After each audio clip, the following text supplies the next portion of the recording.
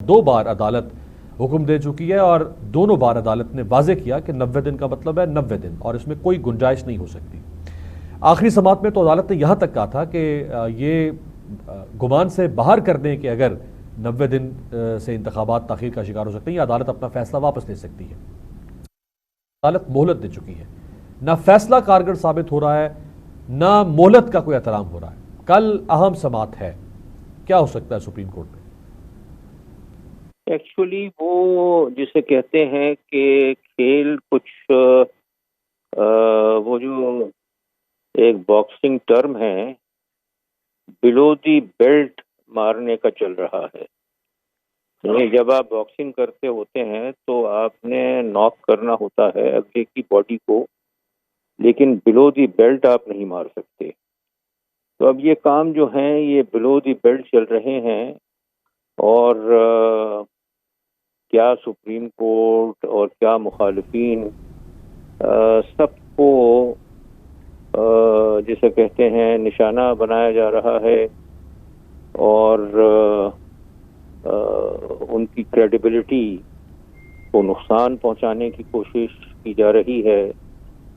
لیکن یہ پہلی مرتبہ نہیں ہے۔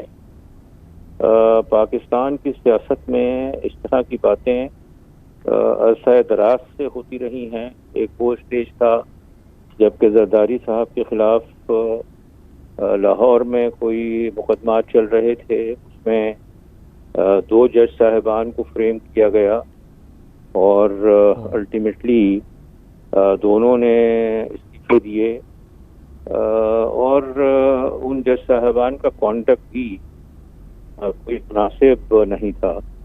لیکن پھر سپریم کورٹ نے ان معاملات میں زرداری صاحب کو بری کیا، جو میں سمجھتا ہوں درست فیصلہ نہیں تھا۔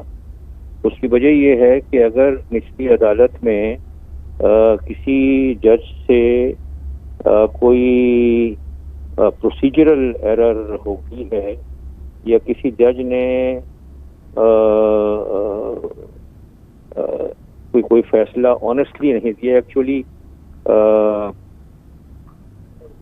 جج کا میلا فیڈے فیصلہ دینا، جج کا ٹینٹڈ فیصلہ دینا کوئی انہونی چیز نہیں ہے۔ ایسا ہوتا رہا ہے، ساری دنیا میں ہوتا رہا ہے۔ لیکن جس وقت کہ وہ فیصلہ اپیل میں جاتا ہے تو وہاں پر اس بات کو دیکھنے کی ضرورت نہیں رہتی کہ اس جج کا ذہن کس نوعیت سے کام کر رہا تھا، وہ اس کی اپروچ آنیسٹ تھی یا ڈس آنیسٹ اپروچ تھی، وہ ایک سائیڈ ایشو بن جاتا ہے۔ اصل ایشو یہ ہوتا ہے کہ جس شخص کے خلاف مقدمہ ہے یا کارروائی ہو رہی ہے یا جس کے خلاف جرم الج کیا گیا ہے، واقعی وہ مجرم ہے یا نہیں ہے۔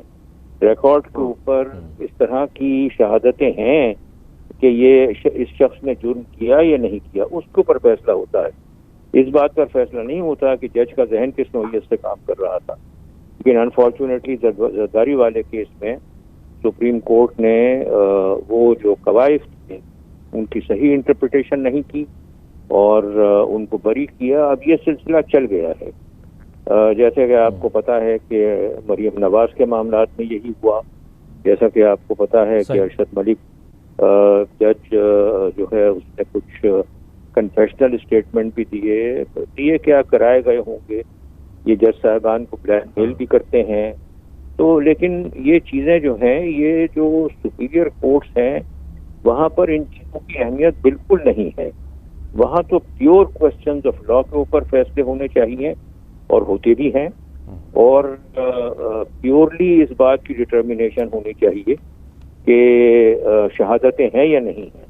اگر تو شہادتیں ہیں اور قانون کے اوپر اسکوئرلی فٹ ہوتی ہیں تو نچلے کورٹ کا جج جو ہے اس نے کیا کیا اور اس نے کیا کنفیشن کیا، یہ ساری چیزیں ریلیونٹ ہیں۔